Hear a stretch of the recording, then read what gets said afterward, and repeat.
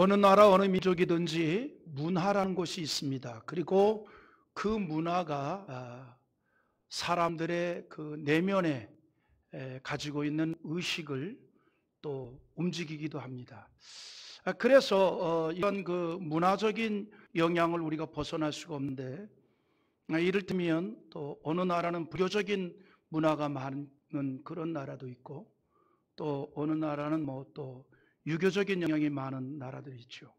우리나라도 이제 기독교가 들어온 지 130년쯤 되다 보니 이제 우리가 일반인들이 사용한 단어 속에 성경의 내용을 비유로 들어서 사용하는 단어들이 이제 종종 생기기도 하죠. 뭐 예를 든다면 조선소에 가면 큰 크레인이 있습니다. 그 이름이 뭔지 알아요?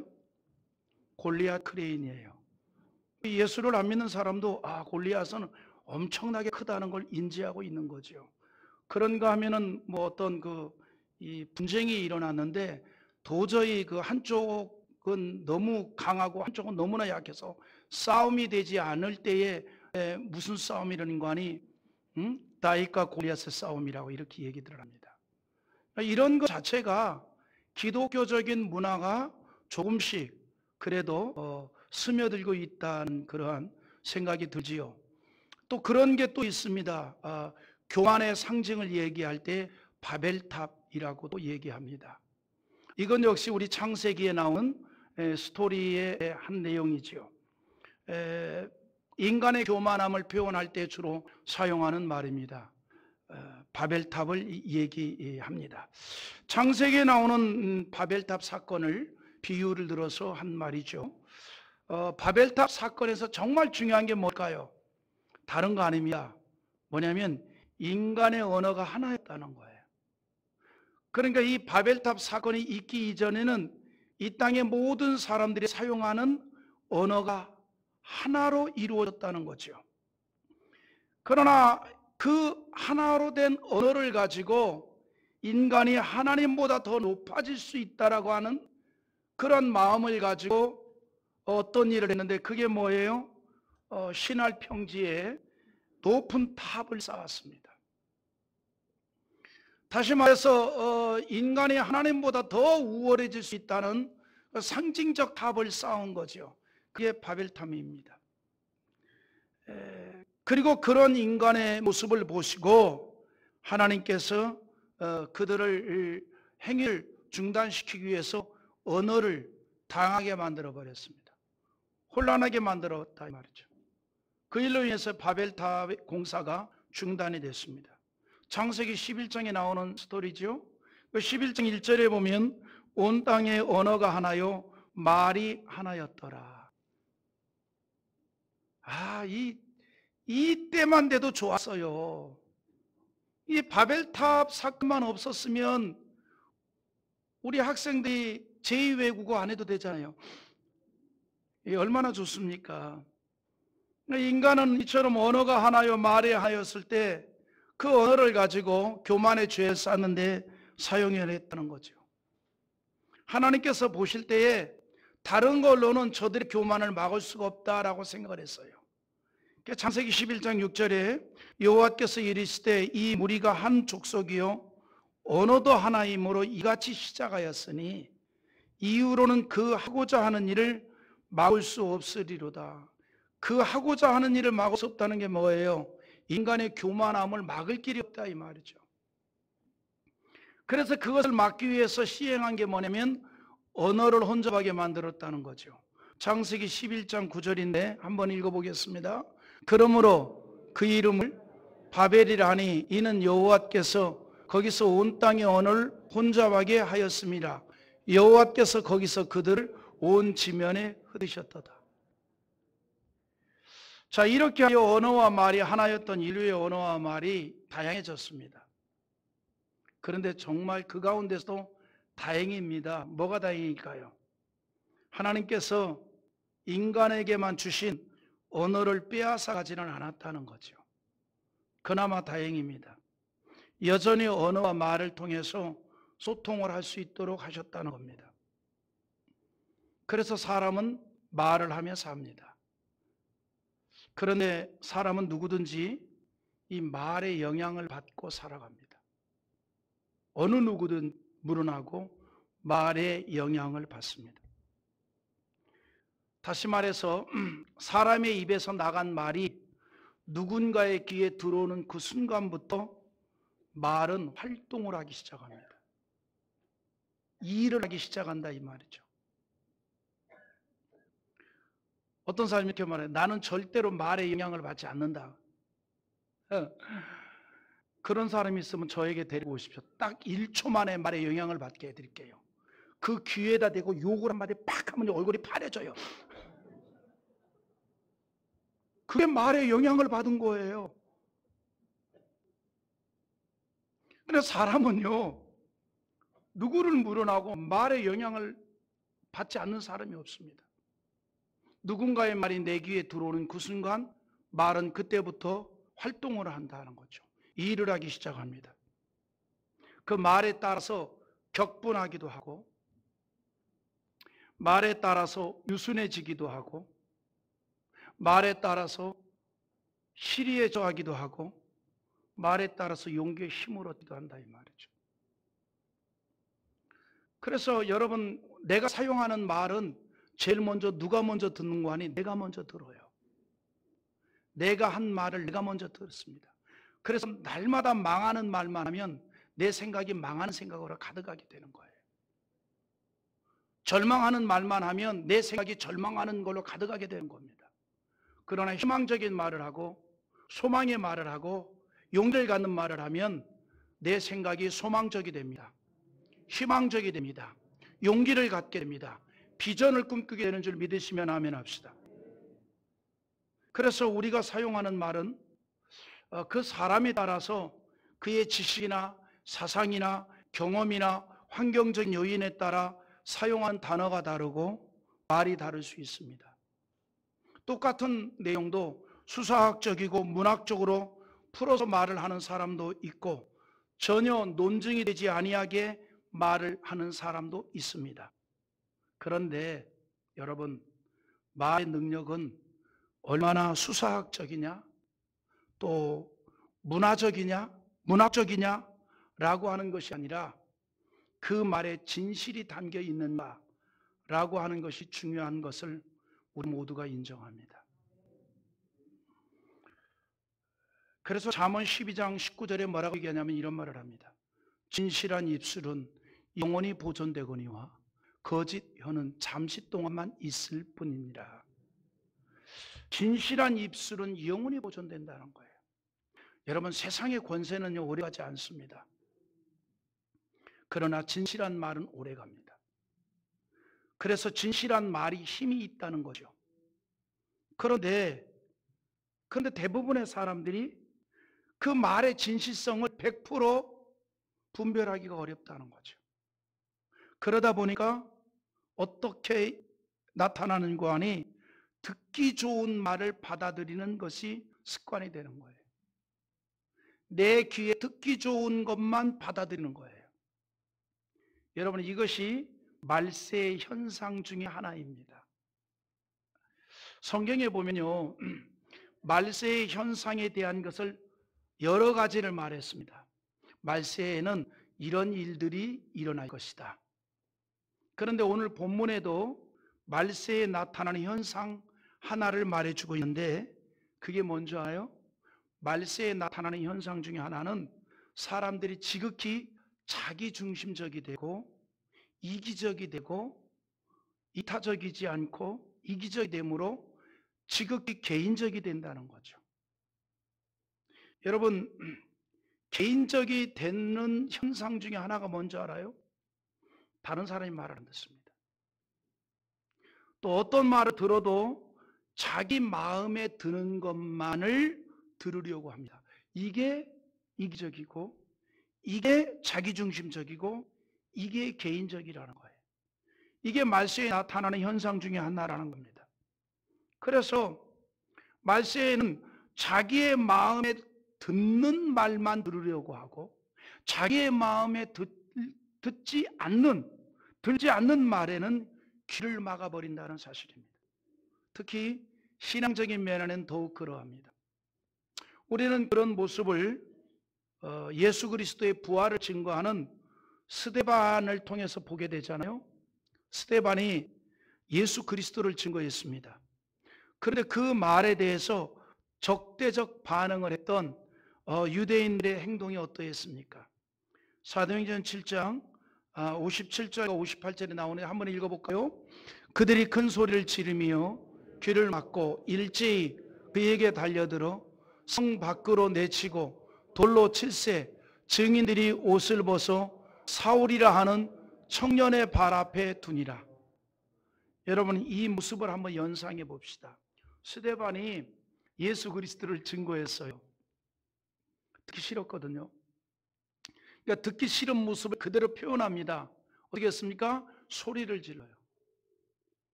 그리고 뭐 했습니까? 귀를 막습니다. 듣기 싫다는 거죠. 우리 아이들도 그 좀 잔소리하면 듣기 싫을 때 이게 소리치잖아요. 아 몰라 그러잖아요. 네? 우리 성도들 자녀들은 다 순종적이라 안 그러겠지만, 네? 아 몰라 그러죠. 그리고 말도 안 되는 이 단어도 안 되는 소리를 내잖아요. 심지어는 말이죠. 그런 애들 있죠. 예, 몰라 그러다가 조금 가면 방언을 해요. 귀를 막아버리죠. 유대인들이 스데반이 전하는 복음을 받아들이기 싫었어요. 예수가 그리스도라는 걸 받아들이기 싫었어요. 그래서 일제히 소리를 지르고 귀를 막았습니다. 더 이상 스데반의 말을 듣지 않겠다는 거죠.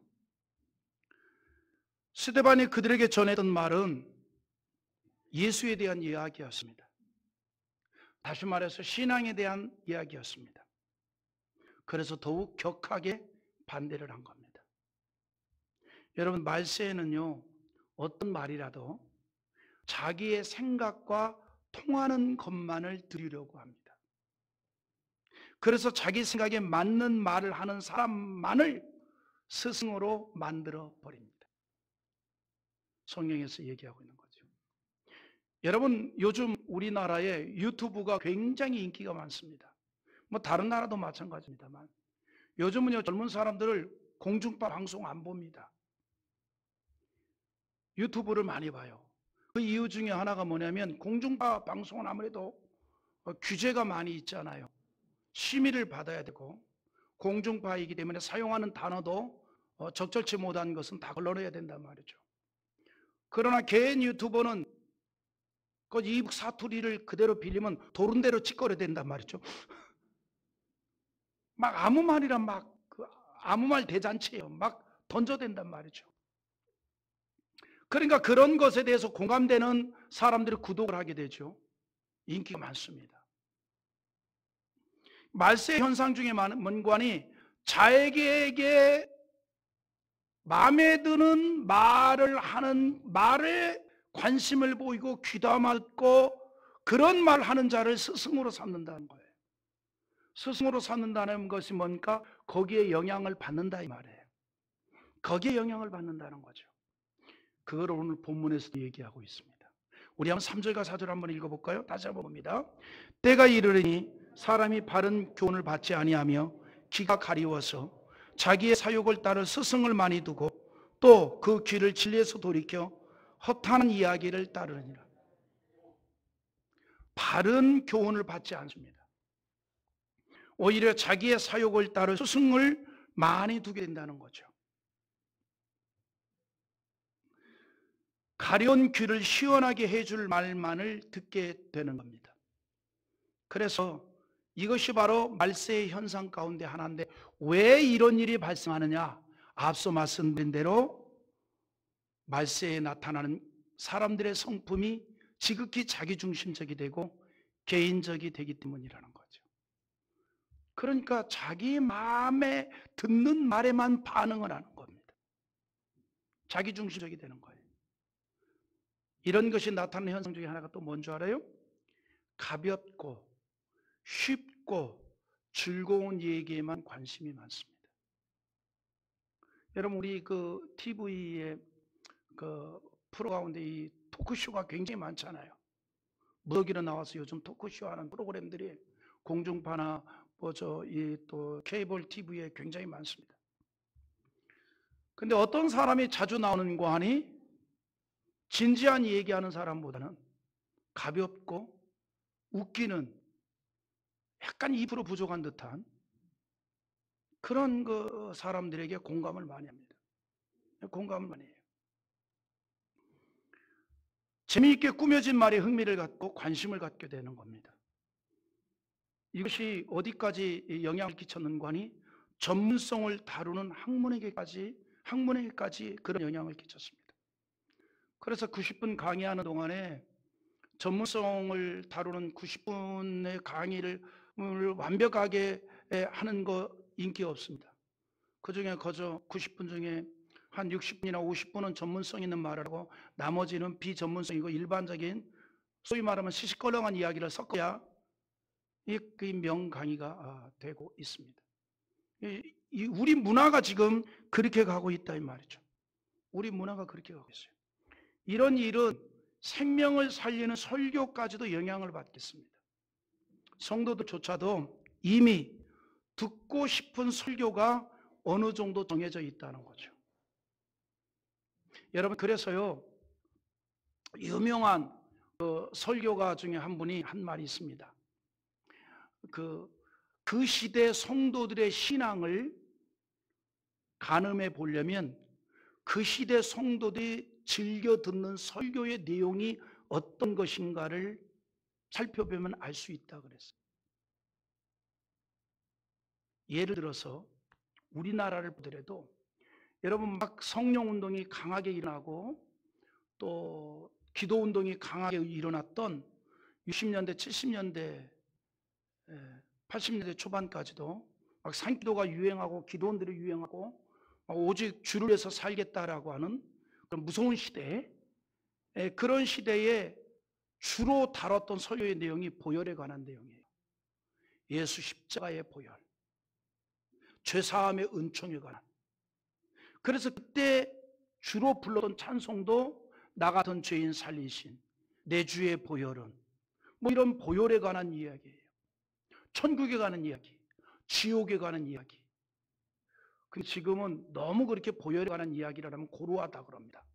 너무 천국과 지옥에 관한 이야기를 하면은 너무 고루하다 그럽니다. 그래서 천국이란 단어보다는 아름다운 그 나라,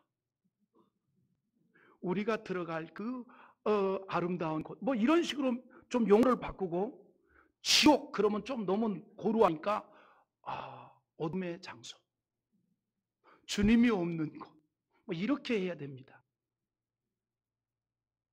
그게 신앙을 그렇게 말해주고 있다 이 말이죠. 성도들조차도 이미 듣고 싶은 설교가 어느 정도 정해져 있다는 겁니다. 그리고 그것만이 귀에 들어오고 반응을 하게 되는 겁니다. 여러분, 그런데 하나님의 말씀은 이해하려고 듣는 것이 아니라 믿음으로 받기 위해서 듣는 겁니다. 하나님의 말씀은 논증이 아니에요. 믿음입니다.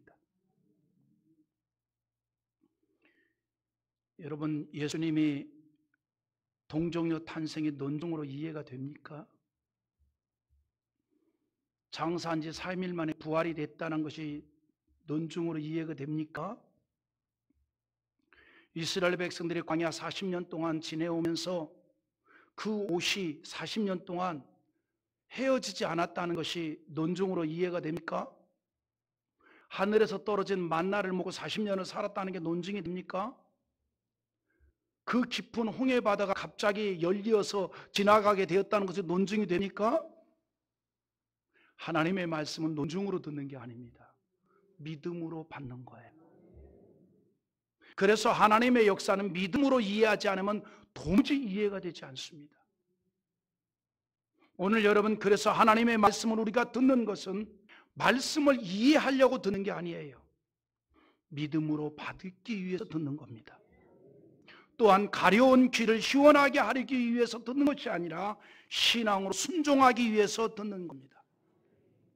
그래서 말씀이 재미가 있느냐, 혹은 시사성이 있느냐라고 한 것이 중요한 것이 아니라 하나님의 뜻하는 바를 가감치 않고 전하고 있는가라고 하는 것이 중요합니다. 앞서 말했듯이 우리가 말씀을 듣는 것은 믿음으로 받고 순종하기 위해서 듣는 것이기 때문입니다. 그러나 말세에는 사람들이 이미 귀를 시원하게 하고 자기 뜻에 통하는 말만을 들으려고 하는 것이 습관이 되어버렸습니다. 그래서 쉽게 하나님의 말씀을 듣고자 하지 않는다는 겁니다. 당연히 복음도 들으려 하지 않습니다. 하지만 말세에는 사람들의 의식이 그렇게 되어 간다 할지라도 우리는 힘써서 주의 말씀을 전해야 됩니다. 이것이 우리가 감당할 사명입니다. 그러므로 오늘 본문 2절에서 뭐라고 얘기합니까? 다시 한번 읽어봅시다. 너는 말씀을 전파하라. 때를 얻든지 못 얻든지 항상 힘쓰라. 범사에 오래 참음과 가르침으로 견책하며 경계하며 권하라. 여기 뭐라고 그랬습니까? 때를 얻든지 못 얻든지, 이건 상황을 말합니다. 이건 상황을 말해요. 환경을 말해요. 문화를 말합니다. 아무리 시대가 개인적으로 가득하고 자기가 원하는 것만을 들으려 하고 불신앙의 시대가 되어서 하나님에 대해서 거부를 하고 주님의 몸된 교회에 외면을 할 뿐만 아니라 공격을 할지라도 우리는 하나님의 말씀을 세상에 전해야 된다는 사실입니다. 세상은 갈수록 하나님의 말씀에 대해 거부를 합니다. 하나님의 말씀을 멀리하게 될 것이고 신앙은 자꾸만 형식이 되어져 갈 것입니다. 그래서 성경은 말합니다. 그리스도인조차도 경건의 모습은 있지만 경건의 능력은 상실되어 가게 되어진다는 겁니다. 그러므로 디모데후서 3장 4절과 5절에 뭐라고 얘기합니까? 또 한번 읽어보겠습니다. 배신하며 조급하며 자만하며 쾌락을 사랑하기를 하나님 사랑하는 것보다 더하며 경건의 모양은 있으나 경건의 능력은 부인하니 이 같은 자들에게서 너가 돌아서라. 돌아서라. 말세가 되면 이런 일들이 일어나요. 사람들이 서로 배신합니다. 조급해집니다. 자만해집니다. 쾌락을 사랑하기를 하나님보다 더 사랑합니다. 그리스도인들에게 경건의 모양은 있지만 경건의 능력은 없다는 겁니다. 다시 말해서 기도의 능력은 믿지만 열심히 기도하려 하지 않습니다. 찬양의 은혜를 믿지만 힘써서 찬양하려 하지 않습니다. 예배의 은혜가 소중함을 알고 있지만 그 예배의 은혜를 받으려 하지 않는다는 것입니다. 말세에 나타나는 현상이에요. 여러분이 한번 이런 거 생각해보세요. 제가 일부 예배 때도 이렇게 얘기했는데, 여러분이 어떤 그 식사 모임에 초대를 받았는데 그 식사가 굉장한 식사예요. 굉장히 비싼 식사입니다. 전 세계에서 온 음식이 다 차려진 식탁입니다. 그런데 거기에 초청을 받아서 갔는데 그날따라 배가 아파. 그래서 음식 하나 먹지 못하고 온다면 여러분 어떤 마음이 들까? 섭섭하겠죠. 안타깝겠죠. 오늘 여러분 우리가 예배에 초청을 받았습니다. 이 한 시간 우리의 영혼을 살리고 우리의 신앙을 세우는 주의 말씀에 귀를 막고 돌아간다면 얼마나 안타까운 일입니까? 얼마나 안쓰러운 일이에요. 우리의 영혼을 살리고, 여러분 우리의 이 말씀은 영혼의 양식입니다. 여러분 건강한 사람은요 음식을 잘 먹어요. 병들면 음식부터 못 먹기 시작합니다. 하나님의 말씀은 우리의 영혼의 양식입니다. 우리가 하나님의 말씀으로 충만할 때에 우리의 영혼에 강감을 얻게 되고 우리가 더욱 믿음으로 나아가게 되고 우리가 더욱 신앙으로 세워지는 것인 줄 믿습니다. 그런데 이 귀한 시간에 우리가 초청을 받았는데 하나님의 말씀에 귀를 막고 돌아간다면 이 얼마나 안타까운 일입니까? 이 얼마나 안타까운 일이에요. 오늘 말세에는 그런데 그렇게 된다는 겁니다. 경건의 모양은 있습니다. 예배의 모습은 있습니다. 그런데 예배의 은혜는 없습니다.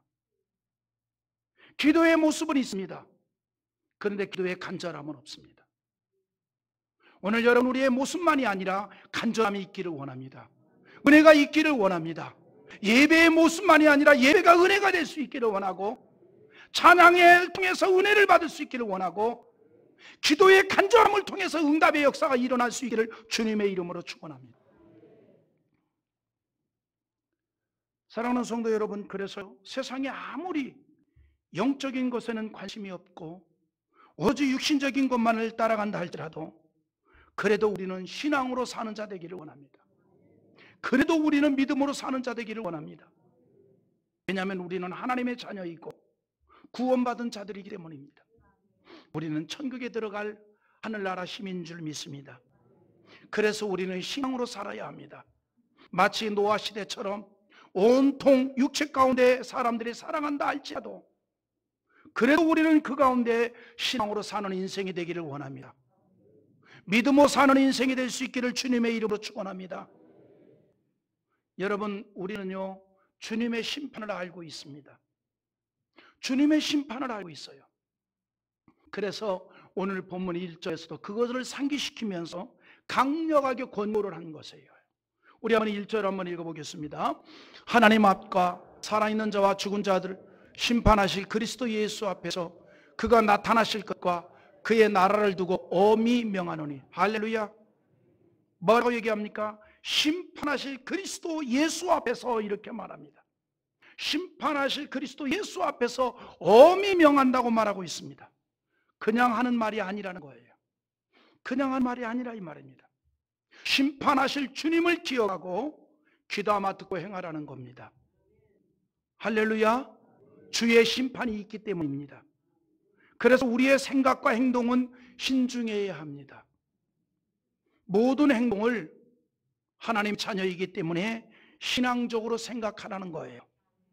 판단의 근거를 예수 그리스도에게 두어야 된다는 것입니다. 여러분, 우리 예수 믿는 사람들의 판단의 근거는 다른 것에 두는 게 아닙니다. 예수 그리스도에게 두는 겁니다. 주님의 기쁨이 되는 것인가? 주님께서 원하는 뜻인가? 참으로 신앙적인 일인가? 라고 하는 것이 우리의 판단의 근거가 되고 우리의 생각의 출발이 될 수 있기를 원하는 겁니다. 그래서 오늘 5절에 이렇게 말합니다.